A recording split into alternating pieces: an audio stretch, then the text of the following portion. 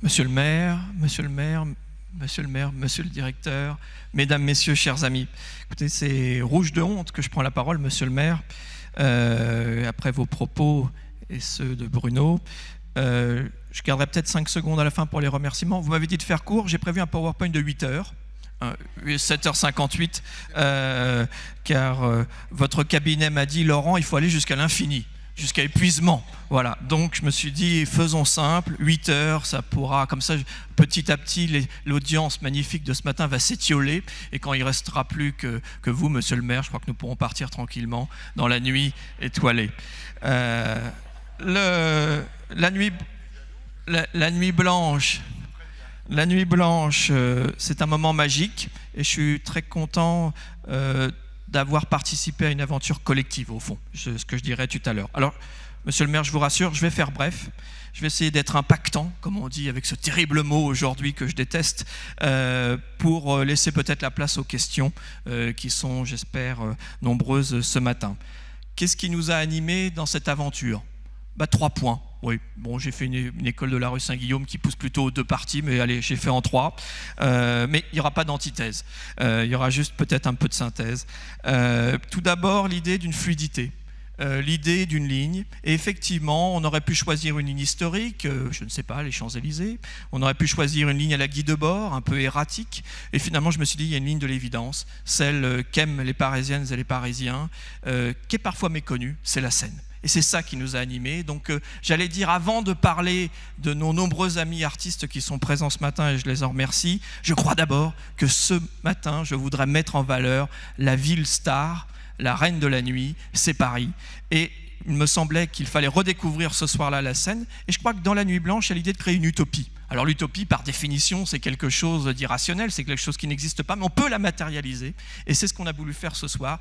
On va avoir une qualité de silence, on va avoir une qualité de vide, avant même de parler d'art, car je crois que la vraie beauté s'appréciera dans ces moments de magie. Et je remercie tous les services qui ont permis la piétonisation, notamment de l'ensemble, pratiquement à quelques centaines de mètres près, de 2 fois 10 km, puisqu'on est rive droite et rive gauche, et qu'on va, et j'insiste bien, il n'y a pas de sens, S-E-N-S, au sens directionnel. On peut prendre la ligne de n'importe quel endroit, mais j'espère qu'il y aura du sens artistique là en nombre. Donc pour aller et faire simple, je crois qu'on regardera quelques cartes. Le point le plus à l'ouest est Beaugrenelle et le point le plus à l'est est Ivry, car il nous semblait fondamental de traverser le périphérique pour aller jusqu'au Grand Paris. Deuxième point central, dire que Paris est une ville qui est en perpétuel mouvement. Ce n'est pas à vous, monsieur le maire, que je me permettrai de le démontrer, mais je crois qu'il était temps, parfois, d'insister, on sort de magnifiques journées du patrimoine, sur le fait que l'architecture contemporaine était là, présente, et qu'il y avait des dizaines, des centaines d'édifices qui avaient été construits à Paris, et que parfois on connaît mal. Et c'est ça qu'on a voulu mettre en valeur. Alors je vous rassure, il ne s'agit pas des journées du patrimoine contemporain. D'ailleurs, on a fait un petit récapitulatif entre les journées du week-end dernier et la nuit blanche. Il n'y a pratiquement aucun édifice en commun en termes d'architecture contemporaine. Ils n'ont jamais été ouverts. Et il me semblait, puisque Christophe Girard avait mis la création contemporaine au cœur de cette idée de la nuit blanche, que la création contemporaine est aussi architecturale. Donc prenez du plaisir, comme l'a dit monsieur le maire, en découvrant la ville la nuit avec ses belvédères. Alors j'avais promis une nuit blanche fluide dans le premier point. Je dois dire, j'attire votre attention sur ce point, que dans 90% des cas, il n'y aura pas de queue, ou presque pas, point d'attente. Peut-être que pour 1 ou 2 belvédères, il y aura un peu d'attente de quelques secondes, bien sûr. Dernier point, c'est peut-être l'essentiel, évidemment, dans une nuit blanche, puisque ce sont nos amis artistes qui sont au cœur du sujet. Il nous semblait important de mettre en valeur les artistes qui vivent dans le Grand Paris. Et avec eux, les institutions. Je crois que, ou peut-être que lorsque Christophe et vous-même, monsieur le maire, et je vous en remercie, m'avez choisi, vous aviez pensé peut-être à quelques errances conceptuelles que j'ai pu faire en invitant un grand artiste américain dans un grand château de l'ouest de la capitale. Mais non, je me suis dit, je vais prendre peut-être le problème un tout petit peu à rebrousse-poil et dire finalement que essentiellement, il y avait une folie, une effervescence artistique et qu'il fallait défendre cette création. Alors, j'ai été aidé, car le long de la Seine, une grande majorité des institutions qui ont fait l'histoire de notre pays sont présentes. Et donc, je dois les en remercier, tant celles de la ville de Paris au premier chef que celles de l'État, que celles privées et beaucoup sont là aujourd'hui, ont joué le jeu, et je crois qu'à une ou deux exceptions près, elles sont toutes ouvertes, et si elles ne l'ont pas été, c'est qu'elles avaient des engagements de programmation. Je dois en profiter pour dire, vous allez me prendre pour un homme des bisounours ou de l'île aux enfants, vous me connaissez un petit peu, je suis un grand naïf, mais je dois dire que c'était vraiment magique de voir toutes ces personnes qui tout simplement répondent oui. Et parfois dans notre pays, très rarement à la ville de Paris, on a une tendance à la négation, peut-être parfois un peu au pessimisme, et c'est intéressant de voir que dans ces moments-là, tout le monde se réunit pour vivre un moment simple de bonheur.